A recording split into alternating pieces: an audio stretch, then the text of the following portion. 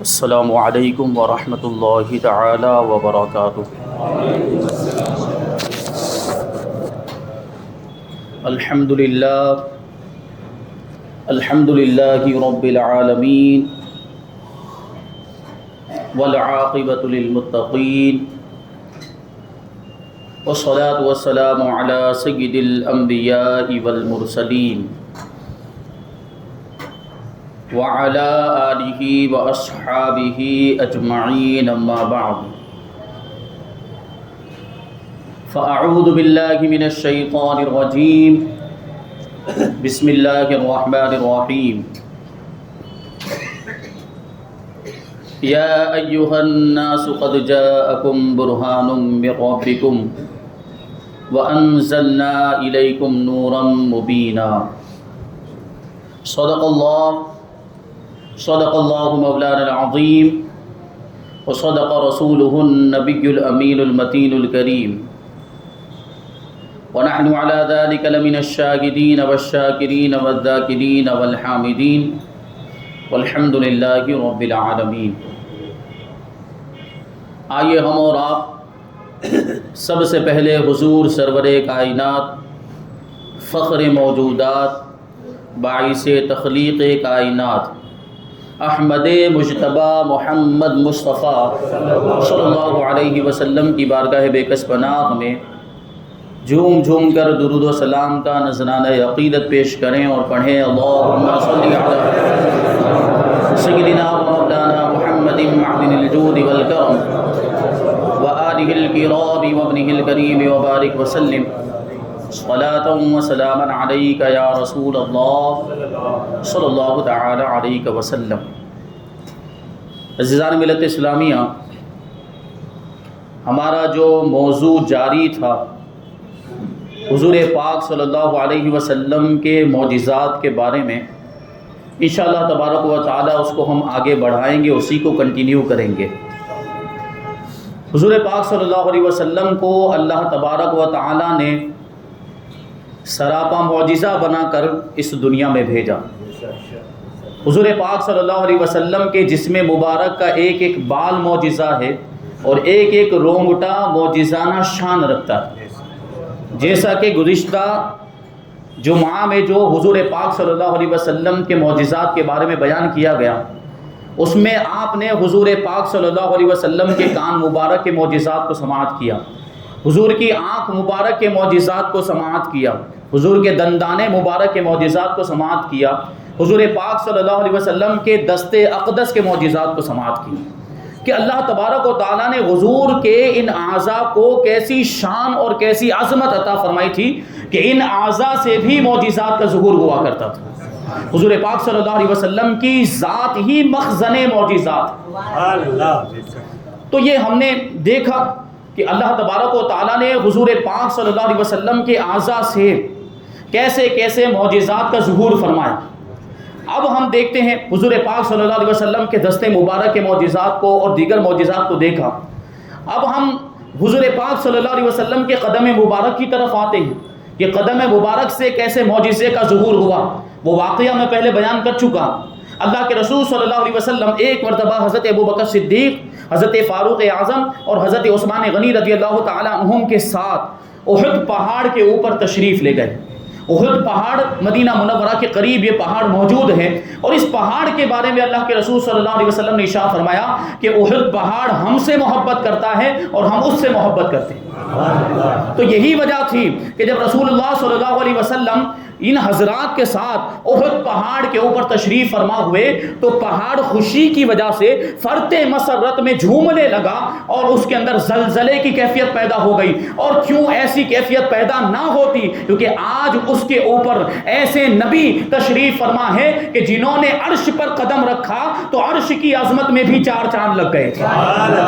تو جھومنا تو بنتا ہی تھا، تو وہ جھومنے لگ گیا۔ اب اللہ کے رسول صلی اللہ علیہ وسلم نے جب دیکھا کہ یہ احد پہاڑ جھوم رہا ہے اور زلزلے کی کیفیت اس میں پیدا ہو گئی تو اللہ کے رسول صلی اللہ علیہ وسلم نے احد پہاڑ کو پاؤں کی ٹھوکر مارتے ہوئے ارشاد فرمایا کہ اے احد پہاڑ ٹھہر جا اور پرسکون ہو جا، مطمئن ہو جا، ہلنا ڈلنا بند کر دے کہ آج تجھ پر ایک نبی تشریف فرما ہے، ایک صدیق تشریف فرما ہے اور 2 شہید تشریف فرما ہے۔ اتنا سننا تھا کہ وہ احد پہاڑ جو تھا اس کا زلزلہ ختم ہو گیا، وہ پرسکون ہو گیا، اس نے ہلنا ڈلنا بند کر دیا۔ ہمارے امام نے اس کے بارے میں کیا ہی خوب کہا ہے کہ ایک ٹھوکر میں احد کا زلزلہ جاتا رہا، ایک ٹھوکر میں احد کا زلزلہ جاتا رہا، رکھتی ہیں کتنا وقار اللہ اکبر ایڑیاں۔ ایڑیوں کے اندر یہ طاقت، ایڑیوں کے اندر یہ پاور اللہ تبارک و تعالیٰ نے آپ کو عطا فرمایا کہ ایک ٹھوکر ماری تو اتنا بڑا پہاڑ جو تقریباً 15 کلومیٹر کے دائرے میں پھیلا ہوا ہے احد پہاڑ، یہ اتنا بڑا پہاڑ جو ہل رہا تھا اور نبی پاک صلی اللہ علیہ وسلم کی ایڑی کی ایک ٹھوکر سے وہ ساکن ہو گیا، اس کا زلزلہ ختم ہو گیا۔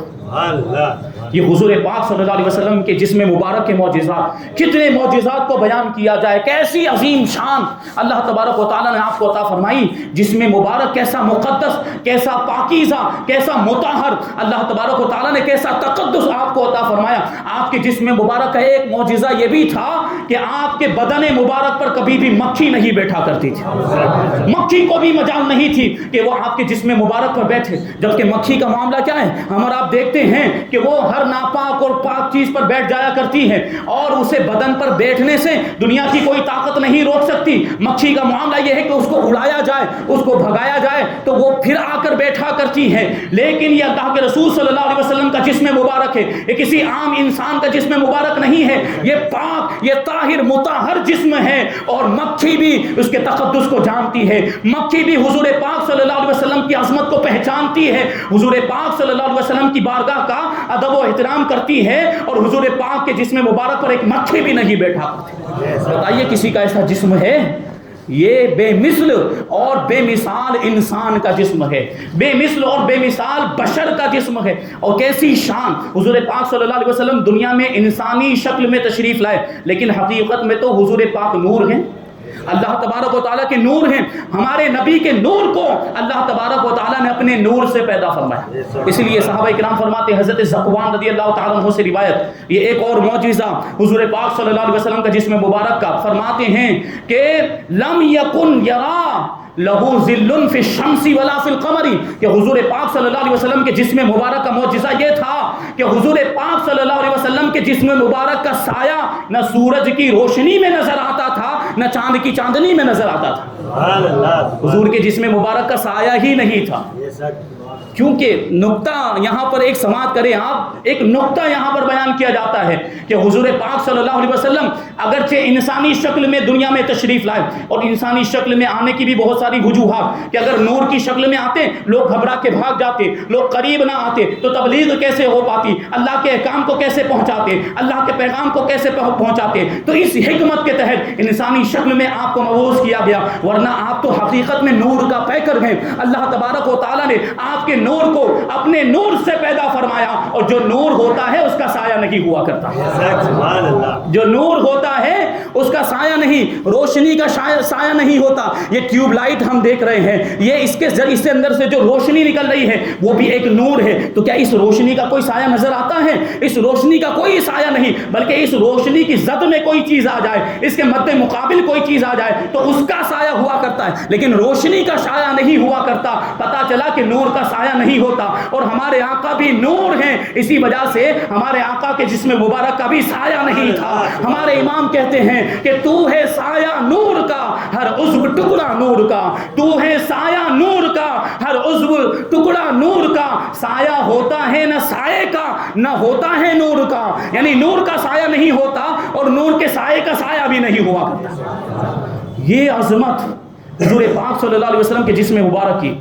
کہ اللہ تبارک و تعالیٰ نے آپ کے جسم مبارک کا سایہ بھی نہیں بنایا، مطلب اللہ تبارک و تعالیٰ کو یہ بھی گوارا نہیں ہوا خدا کی قدرت کو کہ حضور کا سایہ بھی حضور کے مثل ہو، کیونکہ سایہ انسان کے مثل ہوتا ہے کہ نہیں ہوتا؟ ہم کسی روشنی میں کھڑے ہو جائیں تو ہمارے بدن کا جو شیپ ہوتا ہے وہ سائے میں نظر آتا ہے، اور حضور پاک صلی اللہ علیہ وسلم نے آپ کو ایسا بے مثل اور بے مثال بنایا کہ آپ کا سایہ بھی آپ کے مثل ہو، یہ بات بھی گوارا نہ ہوئی تو آپ کا سایہ بھی نہیں بنایا گیا۔ اور پھر یہ بھی ہو سکتا تھا نا کہ حضور پاک صلی اللہ علیہ وسلم اگر روشنی میں گزر رہے ہوتے، آپ کا سایہ پڑتا اور آپ کے ساتھ میں چلنے والوں کے قدم آپ کے سائے پر پڑ جاتے تو بے ادبی ہو جاتی، تو یہ بھی گوارا نہ ہوا۔ یہ شان، یہ مقام و مرتبہ اللہ تبارک و تعالیٰ نے ہمارے آقا کو عطا فرمایا۔ یہ عظمت حضور پاک صلی اللہ علیہ وسلم کے جسم مبارک کی، اور جسم مبارک کے تعلق سے آپ دیکھیں کہ جسم مبارک کا سایہ نہیں تھا، یہ بات تو ہمیں سمجھ میں آتی کہ حضور پاک صلی اللہ علیہ وسلم نور ہیں اور نور کا سایہ نہیں ہوتا، تو جسم مبارک کا سایہ نہیں تھا۔ لیکن سوال یہ پیدا ہوتا ہے کہ حضور پاک صلی اللہ علیہ وسلم جو لباس پہنا کرتے تھے، جو کرتا پہنتے، جو تہبند پہنتے اور جو امامہ شریف پہنا کرتے، ہاتھ میں کبھی کبھی عصا ہوتا تھا، ہاتھ میں کبھی کبھی تلوار ہوا کرتی، نعلین مبارک پہنتے، یہ تو نور نہیں ہے نا، یہ تو نور سے پیدا نہیں کیے گئے، وہ نورانی نہیں ہے یہ ساری چیزیں۔ یہ لباس تو یا تو اون کا بنا ہوا ہے یا سوت کا بنا ہوا ہے، اور جو نعلین مبارک وہ چمڑے کی بنی ہوئی تھی، امامہ شریف بھی کپڑے کا بنا ہوا تھا، یہ تو نور سے پیدا نہیں ہوئے، تو ان کا سایہ کیوں نظر نہیں آتا تھا؟ صحابہ کرام جنہوں نے اس روایت کو روایت کیا ہے، انہوں نے یہ کوئی تفصیل بیان نہیں کی کہ حضور کے لباس کا سایہ ہوتا تھا، حضور کی جو چپل مبارک کا سایہ ہوتا تھا، حضور کے امامے کا سایہ ہوتا تھا۔ نہیں، صحابہ کرام نے جب اس روایت کو بیان کیا تو یوں ہی مطلقاً بیان کیا کہ حضور پاک صلی اللہ علیہ وسلم اپنے کاشانہ مبارک سے باہر تشریف لاتے، لباس پہن کر باہر تشریف لاتے تھے، اور حضور پاک صلی اللہ علیہ وسلم کے بدن مبارک پر کرتا بھی ہوتا تھا، تہبند بھی ہوتی تھی، سر پہ امامہ شریف بھی ہوتا تھا، پیر میں نعلین مبارک، کبھی ہاتھ میں عصا بھی ہوتا تھا، کبھی ہاتھ میں تلوار بھی ہوتی تھی، لیکن ان ساری چیزوں کے ہونے کے باوجود آپ کا سایہ نظر نہیں آتا تھا۔ اس کا کیا مطلب ہوا کہ یہ جو چیزیں ہیں یہ نور سے پیدا نہیں کی گئی، لباس آپ کا نور سے پیدا نہیں کیا گیا، نعلین چمڑے کی ہوا کرتی تھی اور امامہ شریف بھی کپڑے کا بنا ہوا اور جو عصا وہ لکڑی کا ہوا کرتا تھا، لیکن چونکہ ان ساری چیزوں کو حضور پاک صلی اللہ علیہ وسلم کے نورانی جسم سے وابستگی ہو گئی، یہ نورانی جسم سے وابستہ ہو گئے تو یہ بھی نورانی ہو گئے۔ جس طریقے سے حضور پاک صلی اللہ علیہ وسلم کے جسم مبارک کا سایہ نہیں تھا تو آپ کے جسم سے نسبت رکھنے والی چیزوں کا بھی سایہ نہیں تھا، اب لباس کا بھی سایہ نہیں، اب حضور پاک صلی اللہ علیہ وسلم کے کرتے کا بھی سایہ نہیں، اب جس تہبند کو حضور پاک صلی اللہ علیہ وسلم کے جسم مبارک سے نسبت ہو گئی، اب اس تہبند کا بھی سایہ نہیں، اب امامے کا بھی سایہ نہیں۔ یہ شان اللہ تبارک و تعالی نے آپ کو عطا فرمائی کہ جو چیز آپ سے نسبت، جس چیز کو آپ سے نسبت ہو جائے وہ بھی نورانی ہو جایا کرتی۔ یہ نسبت مصطفیٰ کا معجزہ ہے کہ نور مجسم صلی اللہ علیہ وسلم کی ادنا سی نسبت اگر ہو جائے تو یہ وہ نسبت ہے جو ادنا کو اعلیٰ بنا دیا کرتی ہے، جو خاکی کو نوری بنا دیا کرتی ہے، جو کانٹوں کو پھول بنا دیا کرتی ہے، جو ذروں کو رشک آفتاب بنا دیا کرتی ہے۔ اللہ رے تیرے جسم منور کی تابشیں، اللہ رے تیرے جسم منور کی تابشیں، حیران ہوں میرے شاہ میں کیا کیا کہوں تجھے۔ یہ تو جسم سے نسبت والی حضور پاک صلی اللہ علیہ وسلم کے جسم مبارک سے جن چیزوں کو نسبت ہو جاتی وہ بھی نورانی ہو جایا کرتی، بلکہ ان چیزوں کا معاملہ یہ ہے کہ اگر وہ چیز مثال کے طور پر چادر مبارک اگر کسی انسان کے سر پر پڑ جائے تو وہ بھی نور والا ہو جاتا ہے۔ حضور کی چادر مبارک اگر کسی انسان کے سر پر آ جائے تو اس کی نگاہیں روشن ہو جایا کرتی۔ ایک روایت یاد آ رہی کہ ایک مرتبہ اللہ کے رسول صلی اللہ علیہ وسلم کاشان نبوت سے باہر تشریف لے گئے، گرمی کا موسم، انتہائی دھوپ، دوپہر کا وقت، اور آسمان میں بادل کا نام و نشان نہیں تھا۔ کسی صحابی کے دفن میں ان کو دفن کرنے کے لیے نماز جنازہ پڑھنے کے لیے قبرستان تشریف لے گئے۔ اب حضور پاک صلی اللہ علیہ وسلم جب وہاں سے واپس تشریف لائے، حضرت ام المؤمنین عائشہ صدیقہ رضی اللہ تعالی عنہا کے کاشانے میں ان کے حجرے میں تشریف لائے تو ام المؤمنین حضرت عائشہ صدیقہ رضی اللہ تعالی عنہا نے جیسے ہی جمال نبوت کو دیکھا استقبال کے لیے کھڑی ہو گئی، قریب آئی اور حضور پاک صلی اللہ علیہ وسلم کے بدن مبارک پر ہاتھ رکھ کے ٹٹولنے لگی۔ ایسا معلوم ہو رہا تھا کہ کچھ تلاش کر رہی ہیں حضور کے جسم مبارک کو، یہ بیوی ہیں، زوجہ محترمہ ہیں، تو حضور پاک کے جسم مبارک کو نصیب تو دیکھیں، وہ ٹٹول رہی ہیں، ایسا محسوس ہو رہا تھا کہ کچھ تلاش کر رہی ہے۔ تو اللہ کے رسول صلی اللہ علیہ وسلم نے ارشاد فرمایا کہ اے عائشہ کیا تلاش کر رہی ہو؟ کیا ڈھونڈ رہی ہوں؟ ام المؤمنین حضرت عائشہ صدیقہ رضی اللہ تعالی عنہ جواب دیتی ہیں یا رسول اللہ صلی اللہ تعالی علیہ وسلم موسلا دھار بارش ہو رہی ہے اور آپ ایسی موسلا دھار بارش میں اتنی زیادہ تیز بارش میں ہو کر تشریف لا رہے ہیں اور معاملہ یہ ہے کہ اتنی زیادہ تیز بارش میں سے موسلا دھار بارش میں سے آنے کے باوجود آپ کے کپڑے بھیگے کیوں نہیں ہے؟ یہ بڑے تعجب کی بات ہے، اتنی زیادہ بارش میں سے آپ تشریف لائے، جبکہ معاملہ کیا تھا؟ دھوپ نکلی ہوئی تھی، آسمان میں بادل کا نام و نشان نہیں تھا، کوئی بارش نہیں ہو رہی تھی، لیکن ام المؤمنین کیا کہہ رہی ہیں کہ اتنی زیادہ بارش ہو رہی ہے اور آپ اتنی زیادہ بارش میں سے تشریف لا رہے ہیں، اس کے باوجود آپ کے کپڑے بھیگے کیوں نہیں ہیں؟ اگر کوئی اور خاتون ہوتی، اگر کوئی اور عورت یہ بات کہتی کہ آپ بارش میں سے آ رہے ہیں جبکہ بارش نہیں ہو رہی، تو اس کی بات کو جھٹلا دیا جاتا کہ تم جھوٹ کہہ رہے ہو، کہاں بارش ہو رہی ہے۔ لیکن یہ وہ خاتون ہیں جن کا لقب ہی صدیقہ ہے اور جن کے والد ماجد کا آسمانی لقب صدیق اکبر ہے۔ یہ وہ گھرانہ ہے کہ جن کی زبان پر کبھی جھوٹ جاری ہی نہیں ہوتا تھا، وہ جھوٹ کیسے بول سکتے ہیں؟ ان کے بارے میں کوئی جھوٹ کا وہم کر ہی نہیں سکتا۔ تو یہ ام المؤمنین نے کہا تھا کہ آپ بارش میں سے تشریف لا رہے ہیں، آپ کے کپڑے بھیگے کیوں نہیں، آپ کا بدن مبارک بھیگا کیوں نہیں؟ تو اس کی کوئی وجہ تھی، یہ یوں ہی نہیں فرمایا تھا۔ اسی وجہ سے اللہ کے رسول نے بھی یہ نہیں کہا کہ اے عائشہ باہر تو کوئی بارش نہیں ہو رہی ہے، باہر تو بادل کا نام و نشان نہیں ہے، دھوپ نکلی نہیں ہے، اور دھوپ نکلی ہوئی ہے، بہت تیز دھوپ ہے اور تم بارش کی بات کر رہی ہو، یہ نہیں فرمایا۔ بلکہ اللہ کے رسول صلی اللہ علیہ وسلم کیا ارشاد فرماتے ہیں، اے عائشہ آج تم نے کون سا کپڑا پہنا ہوا ہے؟ اے عائشہ آج تم نے کون سا کپڑا پہنا ہوا ہے؟ یہ حکمت ملاحظہ کریں، یہ عشق والوں کی باتیں ہوتی ہیں، یہ عشق کے واقعات ہیں جن کو سن کر عاشقوں کے عشق کو خوراک فراہم ہوا کرتی ہے، عشق میں اضافہ ہو جایا کرتا ہے۔ اللہ کے رسول نے ارشاد فرمایا اے عائشہ تم نے کون سا لباس پہنا ہوا ہے؟ ام المؤمنین جواب دیتی ہیں یا رسول اللہ آج میں نے آپ کی چادر مبارک کو اپنے سر کا دوپٹہ بنایا ہوا ہے۔ یہ اسی چادر کی تو برکت تھی۔ تو اب یہ سنا، غور کریں کیسا عظیم وہ نسبت رکھنے والی چیزوں کا مقام و مرتبہ۔ یہ چادر جس کو کبھی رسول اللہ صلی اللہ علیہ وسلم نے چند دنوں کے لیے پہنا ہوگا، اس میں کیسی تاثیر آ گئی۔ اللہ کے رسول صلی اللہ علیہ وسلم ارشاد فرماتے ہیں کہ یہ اسی چادر کی برکت ہے جس کو تم نے اپنا دوپٹہ بنایا ہے، یہ اس نورانی چادر کی عظمت ہے، یہ اس نورانی چادر کا معجزہ ہے کہ اللہ تبارک و تعالیٰ نے تمہاری آنکھوں کو روشن کر دیا، تمہاری آنکھوں کے اندر ایسا عظیم نور پیدا ہو گیا کہ اس نور کی وجہ سے عالم غیب میں ہونے والی انوار کی بارش کو تم نے ملاحظہ کر لیا۔ سبحان اللہ سبحان اللہ۔ آگے مزید وضاحت کرتے ہوئے اللہ کے رسول صلی اللہ علیہ وسلم ارشاد فرماتے ہیں کہ یہ دنیا کی برساتی بدلیوں کی بارش نہیں ہے، یہ عالم غیب کی بارش ہے، یہ انوار کی بارش ہے، یہ تجلیات کی بارش ہے۔ اس کا آسمان کوئی اور ہے اور اس کے بادل کوئی اور ہے۔ اب غور کریں کہ رسول اللہ صلی اللہ علیہ وسلم سے نسبت رکھنے والی چادر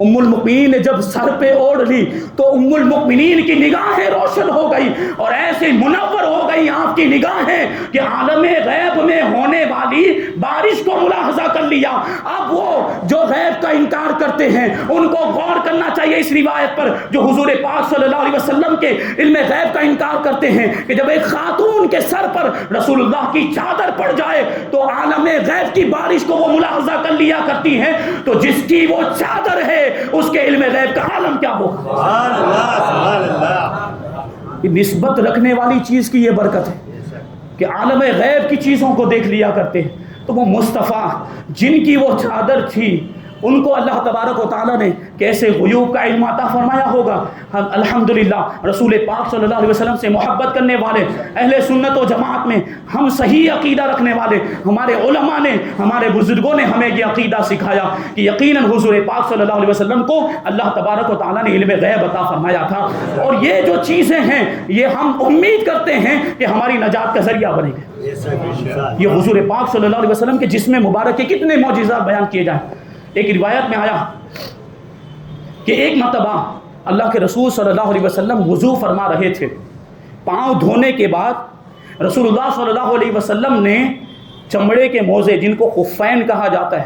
وہ پہننے کا بھی ارادہ ہی کیا تھا کہ عقاب نامی ایک پرندہ آیا، عقاب جس کو انگلش میں ایگل کہا جاتا ہے، وہ پرندہ آیا اور جھپٹ کر اس نے رسول اللہ صلی اللہ علیہ وسلم کے ہاتھ میں سے وہ موزہ لے لیا، چمڑے کا موزہ لے لیا اور لے کر اڑ گیا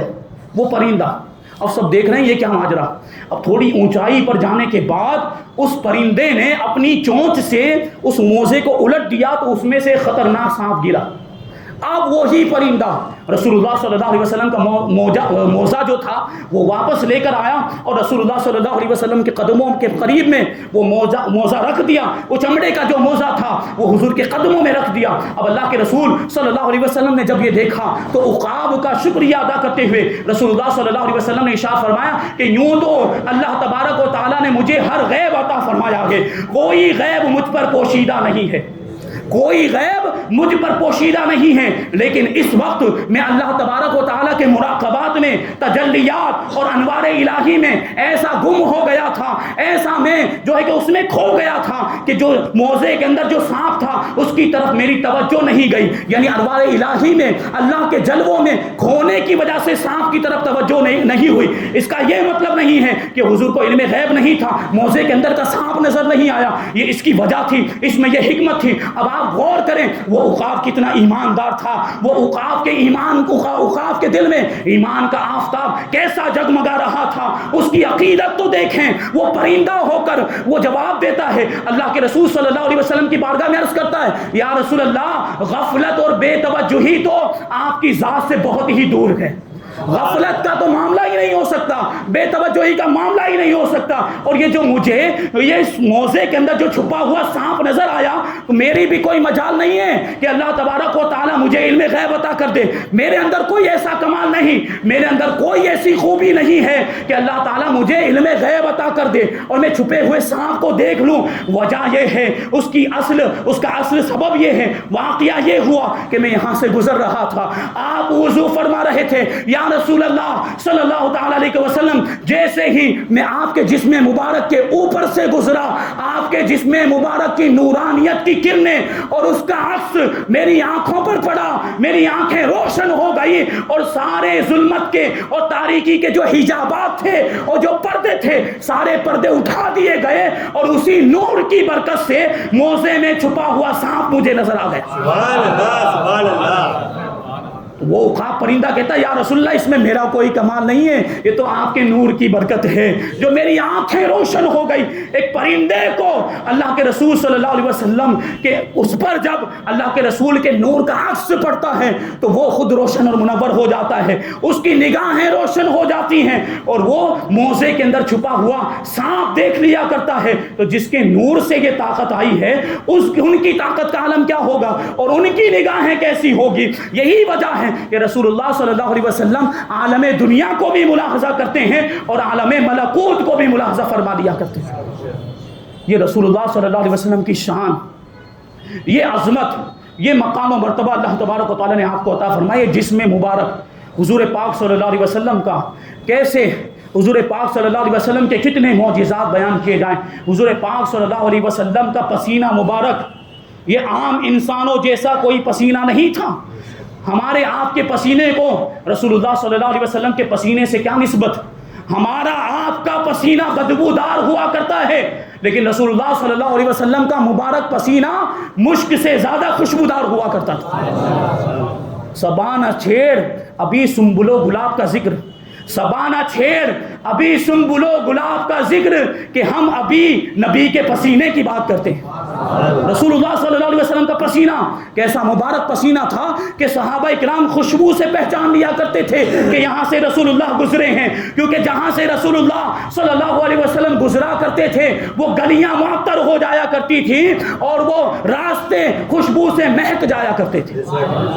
ایک روایت میں ہے رسول اللہ صلی اللہ علیہ وسلم دوپہر کے وقت آرام فرما رہے تھے، دھوپ تھی اور جس کی وجہ سے آپ کے جسم مبارک سے پسینہ نکل رہا تھا۔ حضرت بی بی ام سلیم رضی اللہ تعالی عنہا نے کیا کیا کہ ایک شیشی لی اور ایک لکڑی لی اور اس لکڑی سے حضور پاک صلی اللہ علیہ وسلم کے جسم مبارک سے پسینہ لے کر اس شیشی کے اندر اس کو بھرنا شروع کر دیا۔ اب رسول اللہ صلی اللہ علیہ وسلم نے جب یہ ملاحظہ کیا تو ارشاد فرمایا ام سلیم کیا کر رہی ہو، یہ میرے پسینے کو جمع کیوں کر رہی ہو؟ تو حضرت بی بی ام سلیم رضی اللہ تعالی عنہا عرض کرتی کہتی ہیں یا رسول اللہ صلی اللہ تعالیٰ علیہ وسلم یہ آپ کا مبارک پسینہ ہے، اس کو میں جمع کر رہی ہوں، اس کو ہم اپنی خوشبو میں ملائیں گے، وہو اطیب الطیب، کیونکہ یہ سب سے بہترین خوشبو ہے، اس سے بہتر کوئی خوشبو ہو ہی نہیں سکتی۔ ایک اور روایت میں ہے کہ ایک نادار صحابی، ایک غریب صحابی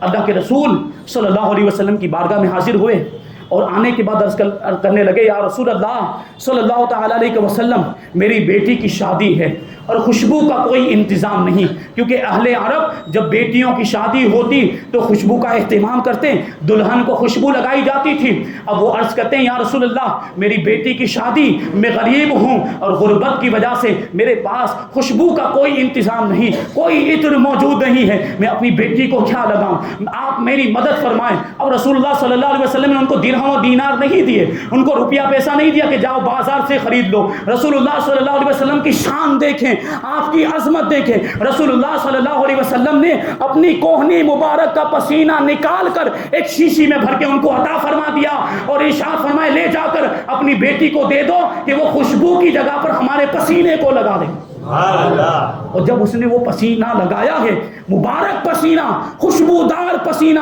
جو مشک سے زیادہ خوشبودار تھا، جب اس دلہن نے اس پسینے کو لگایا، حضرت ابو ہریرہ کہتے ہیں فَإِذَا كَانَتْ تَطَيَّبَتْ يَشُمُّ أَهْلُ الْمَدِينَةِ رَائِحَةَ الطِّيبِ کہ جب وہ خوشبو لگاتی تھی، جب رسول اللہ صلی اللہ علیہ وسلم کا پسینہ لگاتی تھی تو اس کی خوشبو سارے مدینے والوں کو پہنچا کرتی تھی۔ فَسُمُّوا بَيْتَ الْمُطَيِّبِينَ اور اتنی خوشبو ان کی ہوتی تھی کہ اس گھر والوں کو لوگوں نے نام ہی رکھ دیا کہ خوشبو والوں کا یہ گھر ہے، خوشبو والوں کا گھرانہ ہے، کیونکہ ان کو خوشبو مل گئی تھی۔ اور کس کی خوشبو ملی تھی؟ رسول اللہ کے پسینے کی خوشبو مل گئی تھی، جس سے بہتر کوئی خوشبو ہو ہی نہیں سکتی۔ ہمارے امام کہتے ہیں واللہ جو مل جائے میرے گل کا پسینہ،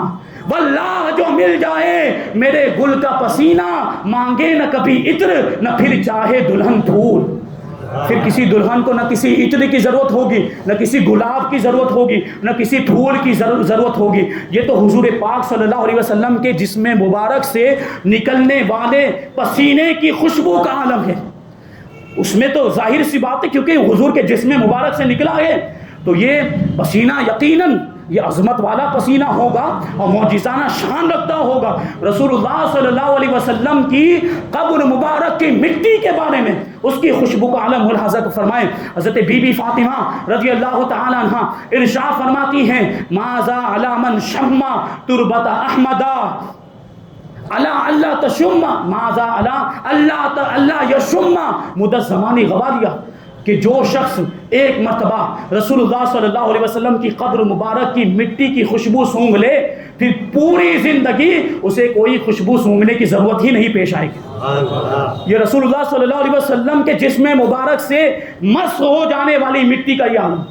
اس مٹی کی خوشبو کا یہ عالم کہ جو ایک مرتبہ اس مٹی کی خوشبو کو سونگھ لے تو دنیا کی کوئی خوشبو سونگنا پسند نہیں کرے گا، وہ پھر دنیا کا کوئی عطر سونگنا پسند نہیں کرے گا، چاہے وہ کتنا ہی قیمتی عطر کیوں نہ ہو۔ غوالیہ فرمایا، غوالیہ کا مطلب کیا ہے؟ قیمتی عطر، بہت زیادہ مہنگے عطر، بہت زیادہ مہنگی خوشبو۔ رسول اللہ صلی اللہ علیہ وسلم کے پسینے سے زیادہ اہم کوئی خوشبو ہو ہی نہیں سکتی۔ دنیا کا کوئی بھی عطر، دنیا کی کوئی بھی خوشبو حضور پاک صلی اللہ علیہ وسلم کے پسینے کا مقابلہ ہی نہیں کر سکتی۔ یہ حضور پاک صلی اللہ علیہ وسلم کے جسم مبارک کے معجزات، حضور پاک صلی اللہ علیہ وسلم کے پسینے مبارک کے اندر جو خوشبو تھی اس کے حیرت انگیز واقعات آپ نے سماعت کیے۔ ابھی اور بہت ساری باتیں بیان کرنی باقی ہیں، انشاءاللہ تبارک و تعالیٰ پھر کبھی موقع ملا تو حضور پاک صلی اللہ علیہ وسلم کے دیگر معجزات کو بیان کیا جائے گا۔ اللہ تبارک و تعالیٰ کی بارگاہ میں دعا ہے کہ اللہ تبارک و تعالیٰ ہم سب کو حضور پاک صلی اللہ علیہ وسلم سے سچی پکی محبت کرنے کی توفیق عطا فرمائے، ہمارے سینوں کو عشق رسول کا مدینہ بنائے اور حضور پاک صلی اللہ علیہ وسلم کی نسبت سے ہم سب کا بیڑا پار فرما دے۔ وما علینا الا البلاغ۔